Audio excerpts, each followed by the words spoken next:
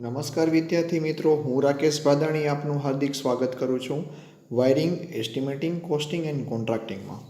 મિત્રો, ઘણા દિવસથી આપણે વાયરિંગ વિશે સમજી રહ્યા છીએ. અત્યારે આપણે એસ્ટિમેશન વિશેનો અંદાજો લગાવીએ છીએ, એસ્ટિમેશન ભણી રહ્યા છીએ. અને અંદાજાથી આપણે કઈ રીતનું કામ કરવાનું છે અને કઈ રીતથી આપણે એસ્ટિમેશન સારી રીતે લગાડી શકશું અને ઓછા ખર્ચે સારું કામ આપી શકશું તેના વિશે ચર્ચા કરી રહ્યા છીએ. તેનામાંનો એક ટૉપિક છે કે ટોટલ કોસ્ટ. બરાબર મિત્રો, કોસ્ટ જે છે એ બહુ જ ઇમ્પોર્ટન્ટ છે. બરાબર, કોસ્ટ ઉપર જ બધું ચાલતું હોય છે કે તમારું જે કામ છે એ કેવું છે અને બીજી વખત એને કોઈ કામ આપને આપશે કે નહીં આપે એટલા કોસ્ટ ઉપર આપણે જો કરી આપશું તો. સાથે કોસ્ટ જે છે તે બધા પરિબળો પર અસર કરતો હોય છે. બરાબર છે, તો એનામાંનો કોસ્ટની વાત કરીએ તો ટોટલ કોસ્ટની વાત કરશો તો ટોટલ કોસ્ટની અંદર સૌથી 3 અગત્યના વિભાગો છે. જેમાં પહેલું આવે છે મટીરિયલ કોસ્ટ, માલ સામાનની કિંમત. બીજો છે લેબર કોસ્ટ, મજૂરીની કિંમત. અને એડમિનિસ્ટ્રેટિવ કોસ્ટ. 3 કોસ્ટ. બરાબર, material cost, labour cost, administrative cost, કાં તો એને ઓવરહેડ કોસ્ટ પણ કહી શકાશે. બરાબર છે, આમ 3 અલગ અલગ પ્રકારના કોસ્ટ વિશે આપણે જાણીશું અને આ બધા કોસ્ટનો સમન્વય એટલે કે ટોટલ કોસ્ટ થાય છે. બરાબર છે, તેમાં પહેલાં જ કોસ્ટની વાત કરીએ, માલ સામાનની કિંમત. બરાબર છે, એટલે મટીરિયલ કોસ્ટ. તો મટીરિયલ કોસ્ટ જે છે તો સૌપ્રથમ મટીરિયલ આપણે જે યુઝ કરવાનું છે આપણા પ્રોજેક્ટ માટે, કે જે આપણે કામ લીધું છે, જેના માટે આપણે એસ્ટિમેશન બનાવવાનો છે, તો એના માટેનો જે કોસ્ટ જે છે એ પહેલેથી નક્કી હોવો જોઈએ. કારણ કે એના પ્રાઇસના કેટલોગ ઉપરથી આપણે એને જાણી શકશું ને કાં તો એની જે દર સૂચિ છે. બરાબર છે, આપણે ગયા લેક્ચરમાં વાત કરી મિત્રો કે દર સૂચિનો મતલબ એ છે કે આવનારા 2-3 વર્ષ દરમિયાન એ મટીરિયલનો ભાવ શું થશે. કારણ કે કોઈક પ્રોજેક્ટ એવા પણ હોઈ શકે છે કે જે 5 વર્ષ ચાલે, 4 વર્ષ ચાલે, તો બધું મટીરિયલ આપણે એકસાથે તો લઈ નથી લેતા. તો આવનારા સમયમાં શું ભાવ હશે અને એના પહેલાંના 5 વર્ષ દરમિયાન શું ભાવમાં ચેન્જીસ થયો છે તેના વિશેનો આપણને સંપૂર્ણ ખ્યાલ હોવો જોઈએ.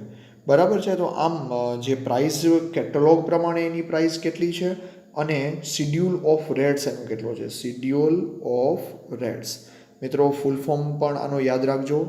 એસ એટલે શિડ્યુલ ઓફ રેટ્સ એટલે કે દર સૂચિ. તો દર સૂચિ એટલે મેં તમને વાત કરી એવી રીતે કે આપણે અલગ અલગ ઓફિસો દ્વારા આ બધો દર સૂચિ નક્કી કરવામાં આવે છે કે આવનારા 2-3 વર્ષ દરમિયાન જે શિડ્યુલ ઓફ રેટ્સ છે એ શું રહેવાનો છે, એના 2-3 વર્ષ પહેલાં કેટલો હતો. તો એના વિશે આપણને જાણ હોય તો માલ સામાનની આપણે પૂરેપૂરી કિંમત સરખી રીતે લગાવી શકીએ. પછી છે લેબર કોસ્ટ, મજૂરી માટેનો ખર્ચ. તો મિત્રો, મજૂરી માટેનો જે ખર્ચ છે ને એ એના મજૂર ઉપર અને એની આવડત ઉપર લાગતો હોય છે. કારણ કે તમે જાણો છો કે જો ટોપ ઓર્ડરથી વાત કરીએ તો એન્જિનિયર્સ હોય છે, તો એ બધા પ્રોજેક્ટનું પૂરેપૂરું સાયન્ટિફિક નોલેજ એને હોય છે, એને અનુભવ અને એની જે કામ કરવાની જે પદ્ધતિઓ છે સાથે એની ચોકસાઈ છે તેના ઉપરથી એન્જિનિયરોનો પગાર અને એનો જે કોસ્ટ છે નક્કી થશે. એના પછી શું આવે મિત્રો કે હાઈલી સ્કિલ્ડ લેબર્સ એટલે કે આપણા જે એન્જિનિયર્સને જે બધા મેઇન છે કે જેના કામ માટે કોઈ બીજા વ્યક્તિને આપણને અપોઇન્ટ ના કરવા પડે, જે પોતાનું કામ સમજી અને બધું કમ્પ્લીટ કરી આપે. એટલે હાઈલી સ્કિલ્ડ લેબર હોય કે જે ઉચ્ચ કુશળ હોય છે. પછી કેવા હોય કે સેમી સ્કિલ્ડ હોય એટલે કે મધ્યમ કુશળ હોય, કે આની પાસે અનુભવ તો હોય છે પણ જે skilled labour, highly skilled labour છે એના કરતાં ઓછો હોય. પછી આવે સામાન્ય કુશળ એટલે બહુ ઓછા હોય કે જેને સુપરવિઝનની અને માર્ગદર્શનની થોડીક જરૂરિયાત રહેતી હોય. અને લાસ્ટમાં કેવા આવે અનસ્કિલ્ડ લેબર એટલે કે અકુશળ હોય, કે સમજી લો આપણે હેલ્પર કે જે નથી હોતા કે જેને સાવ ટેકનિકલ નોલેજ ના હોય પણ ફક્ત અંગ મહેનતે જ કામ કરતા હોય.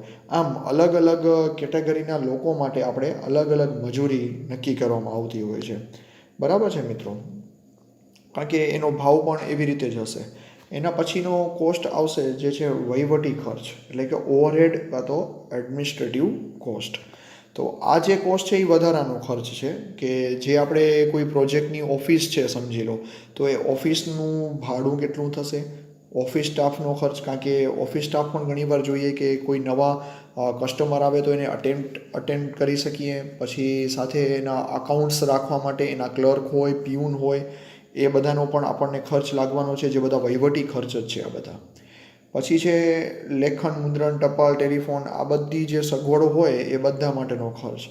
પછી જે વાહન વ્યવહાર ખર્ચ, માલ સામાન કે મજૂરોની હેરફેર આપણને કરવી છે, આપણા જે સ્ટાફ છે એને એક જગ્યાએથી બીજી જગ્યાએ બીજી સાઈડ ઉપર લઈ જવાના હોય તો આ માટેનો ખર્ચ છે. પછી મશીનરી અને સાધનોનો નિભાવ ખર્ચ અને મરમ્મત ખર્ચ, કારણ કે આને આપણે કહીએ ને કે વધારાના ઓવરહેડ ખર્ચ છે. કારણ કે ધારો કે ડ્રીલ મશીન છે, કટર છે, તો આ બધા વસ્તુ એક વખત ખરીદાઈ તો જાય છે, પણ ખરીદી કર્યા પછી એનો નિભાવ ખર્ચ અને મેન્ટેનન્સ કોસ્ટ પણ આવતો હોય છે. પછી ઓફિસ સ્ટાફની સગવડો હોય, ધારો કે બોનસ આપણે આપીએ, વળતર આપી, મેડિકલ એલાઉન્સીસ હોય, પગારમાં વધારો, પ્રોવિડન્ટ ફંડ, પેન્શન, આ બધી સગવડો અત્યારે આપણને એમ્પ્લોયીને આપવી પડતી હોય છે, તો એ પણ ખર્ચની ગણતરી થતી હોય. પછી સ્થાવર રીતે રોકાયેલા નાણાં હોય, કે ધારો કે કોઈ કોસ્ટ આપણે કોઈ બહુ મોટો પ્રોજેક્ટ લઈ રહ્યા છીએ અને એનામાં આપણે વ્યાજથી કોઈ પાસેથી પૈસા લીધેલા છે, તો એ પણ વ્યાજની ગણતરી થતી હોય. પછી માલ સામાન સ્ટોરેજનો, ઇન્સ્પેક્શન માટેનો ખર્ચ છે, એન્જિનિયરની સેવાઓ અને ટેસ્ટિંગનો ખર્ચ.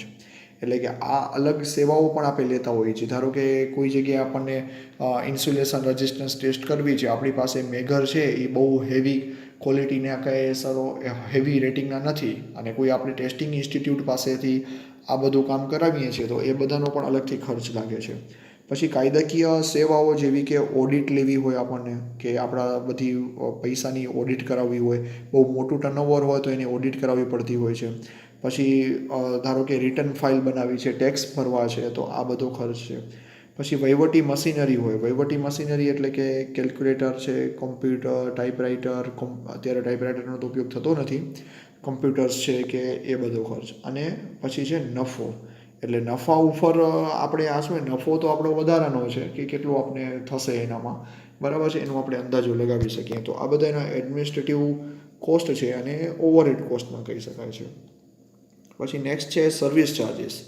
તો સર્વિસ ચાર્જિસ એટલે મિત્રો નિષ્ણાંતોની જે આપણે મદદ લઈએ છીએ, એટલે વધારાનો આપણે કોસ્ટ લાગે છે.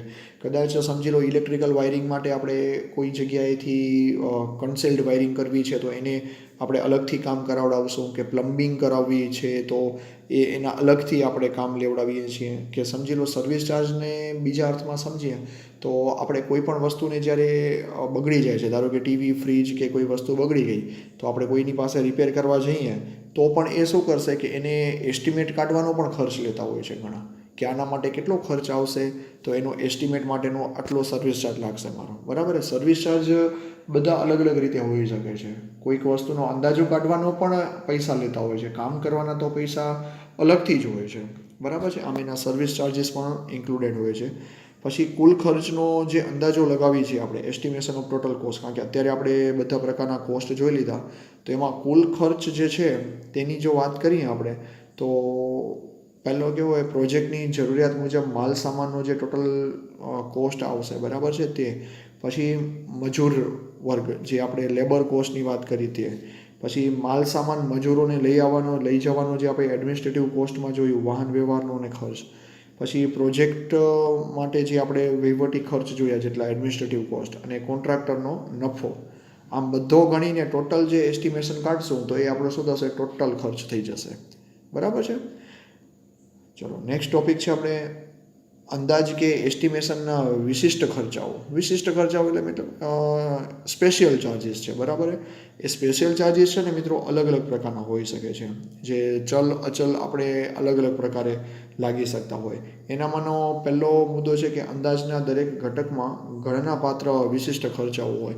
એટલે ઘણી વખત કેવું છે કે અંદાજો જ્યારે કાઢતા હોય ને ત્યારે હરેક વસ્તુમાં થોડા ચાર્જીસ છે ને પ્લસ કરી લેવાના, કારણ કે આજે કઈ જગ્યા ઉપર આપણે કામ કરીએ છીએ, કયા સમયે આપણે કામ કરીએ છીએ, બરાબર છે, તો એ બહુ ઇમ્પોર્ટન્ટ છે. કારણ કે હરેક વસ્તુમાં આ બધા ખર્ચીસનો ઉલ્લેખ આવી જશે, કારણ કે એનામાં આપણે એમ અંદાજો લગાવ્યો હોય કે આ એક વર્ષ દરમિયાન આપણે દરરોજ છે એ 5 લેબરથી કામ ચાલી જશે, તો ક્યારેક કેવું થાય કે ચોમાસાની સિઝનમાં કે આપણે કામ ઓછું પણ લઈ શકીએ છીએ વર્કર્સ પાસેથી, તો વર્કરને તો પગાર પૂરો પાડવાનો જ હોય છે.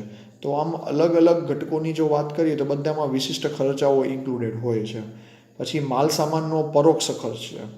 પરોક્ષ ખર્ચ એટલે કેવો કે માલ સામાન આપણે ધારો કે એક જગ્યાએ આપણે મેઇન કોઈ જગ્યાએથી ડિલિવરી લઈએ છીએ અને વચ્ચે ક્યાંક ટ્રાફિક જામ થઈ ગયો, બરાબર છે, કોઈ કારણસર આપણે માલ સામાન મોડો પહોંચે છે જગ્યા ઉપર, તો એના કારણે પણ આપણને જે ટોટલ કોસ્ટ છે આપણો એ વધી જાય છે, કારણ કે એ દિવસનું આપણે નુકસાન જતું હોય છે. પછી જો મજૂરીનો પરોક્ષ ખર્ચ વાત કરીએ, નેક્સ્ટ ટોપિક શું છે? મજૂરીનો indirect cost of labour. English શબ્દો મિત્રો સાથે સાથે જોતા રહેજો. મજૂરીનો પરોક્ષ ખર્ચ, ઇનડાયરેક્ટ કોસ્ટ છે લેબરનો, કારણ કે એ લેબરની કાર્યક્ષમતા પ્રમાણે આપણે એને અપોઇન્ટ કરતા હોઈએ છીએ, પણ પગાર ઉપર પણ ઘણા બધા પરિબળો અસર કરે છે. કારણ કે મજૂર વર્ગ છે તો એની પરિસ્થિતિને અનુકૂળ, ધારો કે આપણને ગુજરાતમાંથી જ કોઈક લેબર મળી જાય છે તો એનું કંઈક અલગ કોસ્ટ હશે, યુપી બિહારથી કોઈ લેબર મળે છે તો એનો કોસ્ટ અલગ લાગશે. તો આમ અલગ અલગ રીતે ઇનડાયરેક્ટલી કોસ્ટ પણ લેબર્સને આપણને પે કરવા પડતા હોય છે. બરાબર છે. જો એ બધી વાત કરીએ કે કયા કયા લેબર ઉપર અલગ અલગ કોસ્ટ લાગશે, તો પહેલી વસ્તુ એ કે ખુલ્લી જગ્યાએ આપણે કામ કરવું છે કે બાંધકામવાળી જગ્યા છે કે શહેર છે, ગામડું છે, પછી કાર્યનો પ્રકાર કેવો છે, બરાબર છે, કે કેવું કામ કરવું છે. આપણે ઘણી વખત કેવું હોય કે જમીનની બહુ જ ઊંચાઈએ કામ કરતા હોઈએ છીએ, તો પણ ત્યાં કને લેબરને કોસ્ટ આપણે નોર્મલ ધારો કે 500 રૂપિયા ચાલતો હોય ને બહુ જ ઊંચાઈ ઉપર જઈએ તો એ જ 500 રૂપિયા આપણને 700 રૂપિયા કોસ્ટ પડી શકે છે દિવસનો, બરાબર છે. પછી વાત કરીએ કે કાર્યનો પ્રકારની, તો કાર્ય કેવા પ્રકારનું છે, બરાબર છે. ઘણી વખત બેઠા બેઠા કામ કરવાનું હોય, ધારો કે સ્વિચ બોર્ડ્સ બનાવવાના છે, નોર્મલ પેનલ્સ બનાવવાની છે, અને ઘણી વખત એવું હોય કે કોઈ ફિટિંગ કરવાની છે કે જે લટકતા લટકતા આપણને કરવી પડતી હોય. આમ અલગ અલગ હોઈ શકે છે. કાર્યસ્થળનું રહેઠાણથી અંતર, એટલે જે કાર્ય કરવાવાળા કારીગરો છે એ કેટલા દૂર રહે છે, એનું જે જગ્યા ઉપર રહેવાનું છે તે અને કાર્યસ્થળનું અંતર. પછી વાહન વ્યવહારની સગવડ આપણે આપીએ છીએ કે નથી આપતા. કાર્યસ્થળ પરની સવલતો, એટલે કાર્યસ્થળ હોય એટલે જે જગ્યા ઉપર કામ ચાલે છે, હવે એ જગ્યા ઉપર જમવાનું છે ધારો કે, તો જમવાની વ્યવસ્થા જો આપણે ત્યાં જગ્યા ઉપર રાખીએ તો ટાઈમની બચત થાય. હવે એની જગ્યાએ જ એ લોકો એના જગ્યાઓ પોતે જે જગ્યાએ રહેતા હોય એ જગ્યા ઉપર જો જમવા માટે જાય કે જમવાનું બનાવવા માટે જાય તો એના માટે બહુ ટાઈમ લાગી શકે છે. એટલે ઘણા ટિફિન પણ સાથે લઈ આવી શકે છે, ટિફિન આપણે બંધાવી શકીએ છીએ. પછી કાર્ય પરિસ્થિતિ એટલે કે ઋતુની અસર, જે મેં તમને પહેલાં પણ વાત કરી હતી કે શિયાળો, ઉનાળો અને ચોમાસું, એ ઋતુ પ્રમાણે બધી જગ્યાએ ટાઈમમાં અને કામ કરવાની જે ક્ષમતા હોય છે એ બધી જગ્યાએ ચેન્જીસ થતા હોય છે. એના પછી છે આધુનિક ઓજારો અને ટેકનિકનો ઉપયોગ. મિત્રો તમે જાણો છો કે પહેલાંના જમાનામાં ક્યારેક આપણને જો દિવાલ ઉપર હોલ કરવાનું આવતું હતું તો પણ પંચ વડે કરતા હતા, તો હવે એની જગ્યાએ ડ્રીલ મશીનનો ઉપયોગ થાય છે. તો આમ આપણે આધુનિક ઓજારોનો ઉપયોગ કરીને પણ આપણે આપણું ટાઈમ બચાવી શકીએ છીએ અને જલ્દીથી વધારે કામ લઈ શકીએ છીએ આપણે. પછી કારીગરની શારીરિક અને માનસિક સ્થિતિ, કારણ કે એ બહુ જ જરૂરી છે. કારણ કે જો કારીગર શારીરિક અને માનસિક રીતે સ્વસ્થ નહીં હોય તો આપણને કુશળતા નહીં મળે એના કામમાં, બરાબર છે. આમ આપણા આ બધા જે ખર્ચ છે બરાબર, એ ખર્ચનો સમન્વય કરશું અને એનો અંદાજો લગાડશું તો એ આપણા એસ્ટિમેશનમાં પણ સારી રીતે હેલ્પફુલ થશે. અને ઓલમોસ્ટ બધા પ્રકારના ખર્ચ વિશે આપણે વાત કરી લીધી. આમ આ ટોપિક ઉપરથી તમને ઘણા બધા પ્રશ્નો બને છે કે ટોટલ કોસ્ટ કેટલો હોય છે, ટોટલ કોસ્ટ કેવી રીતે નીકાળી શકીએ છીએ, લેબર કોસ્ટ શું છે. પછી ખાસ કરીને મિત્રો કે એડમિનિસ્ટ્રેટિવ કોસ્ટ અને ઓવરહેડ કોસ્ટ આ એક્ઝામમાં બહુ બધી વખત પૂછાયેલો પ્રશ્ન છે કે એડમિનિસ્ટ્રેટિવ કોસ્ટ કયા કયા છે. તો આપણે ચર્ચા કરીએ એવી રીતે આ બધા કોસ્ટ થતા છે એ બધા કેવા છે, એડમિનિસ્ટ્રેટિવ કોસ્ટ છે. અને ઓવરહેડ કોસ્ટ છે, સર્વિસ ચાર્જ શું છે, બરાબર. આમ ટોટલ અંદાજા માટેના જે ઉપયોગી કોસ્ટનો ટોપિક છે તે અત્યારે આપણો પૂરો થાય છે. તો નેક્સ્ટ લેક્ચરની અંદર આપણે આગળ જોઈશું. ધન્યવાદ.